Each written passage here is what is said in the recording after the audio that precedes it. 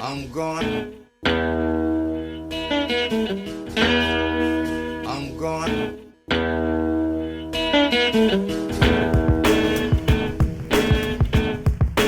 I'm going in the morning. Get me a mojo hand. I'm going in the morning. I'm going, get me a mojo hand. I'm going in the morning. I'm going, Hi, I'm Stix from Stix. get me a mojo And I just hand. wanted to talk about today energy vampires. And I know that a lot of people probably are not even aware of some type of energy vampires until you actually check in with your energy and see how they make you feel. One way that you know you're interacting with an energy vampire is you may feel very tired after being around this person. You want to just go to sleep. Um, you might have negative thoughts that you didn't have prior to being around that person. And also, you might want to just eat like carbs or junk food. That's another thing that you will feel that you would know that you've interacted with an energy vampire. I'm going to give you an example of a energy vampire that probably would go under your radar because you just wouldn't suspect until after you deal with that person.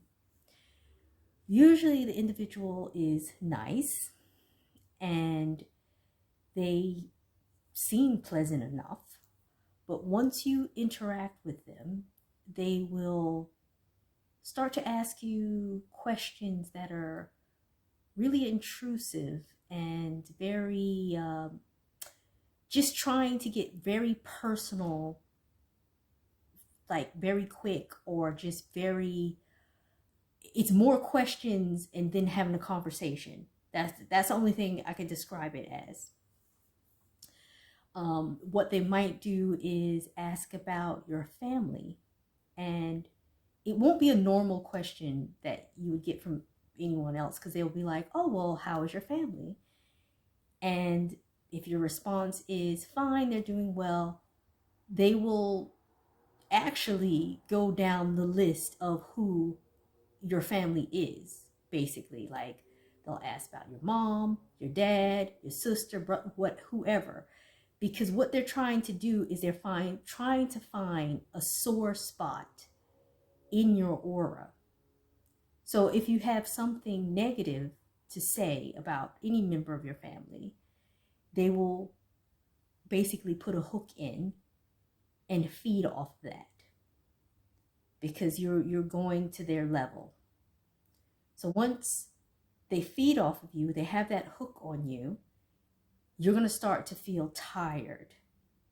And I notice, like, for empaths, a lot of times you will feel a lot in your solar plexus.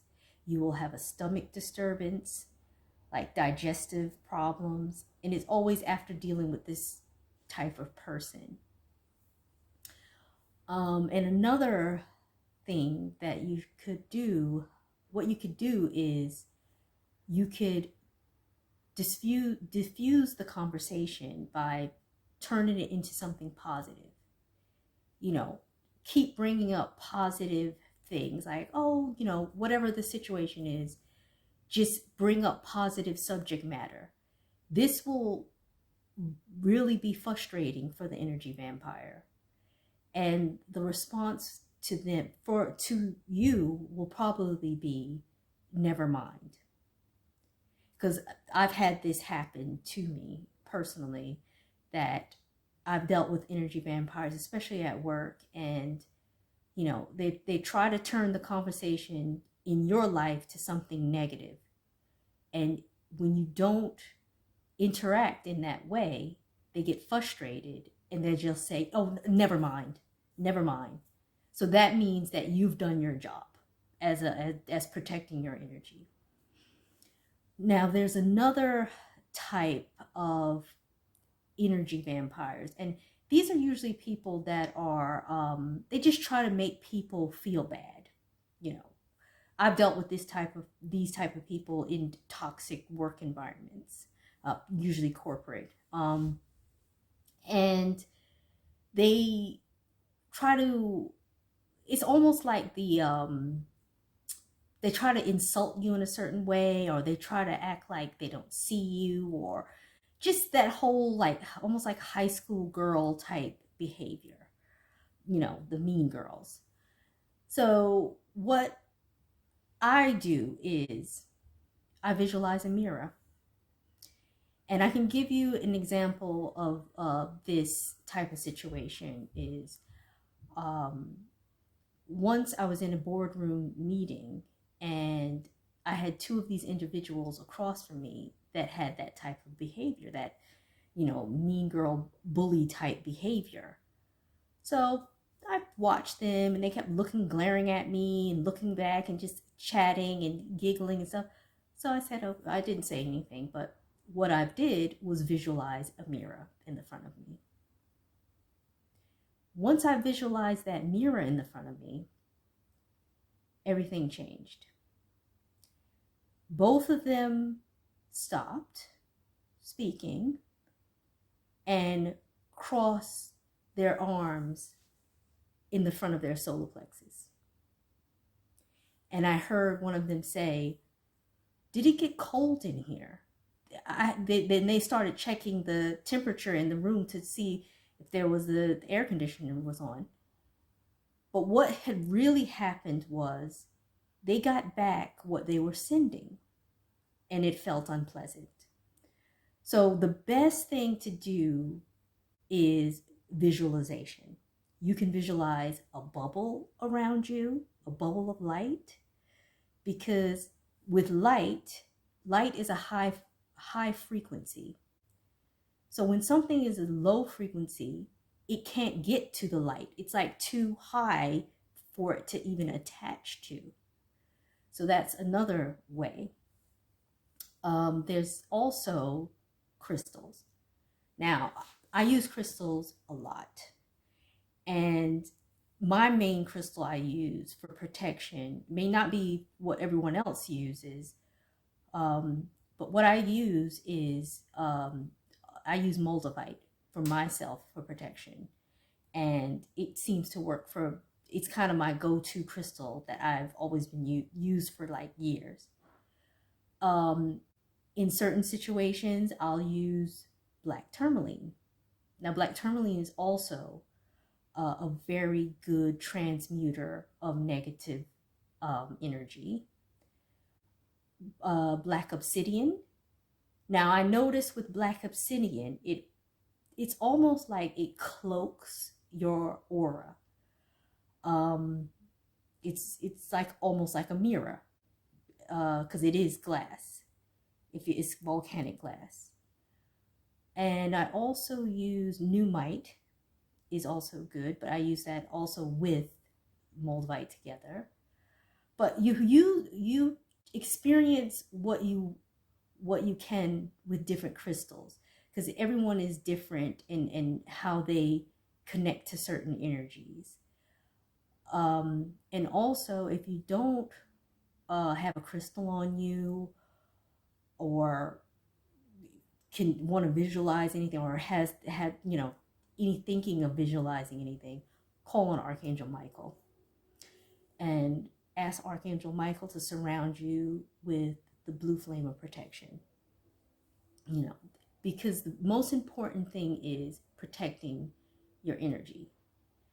And a lot of illnesses and stomach issues and headaches and those type of things, it starts with dealing with energetic, low vibrational energies.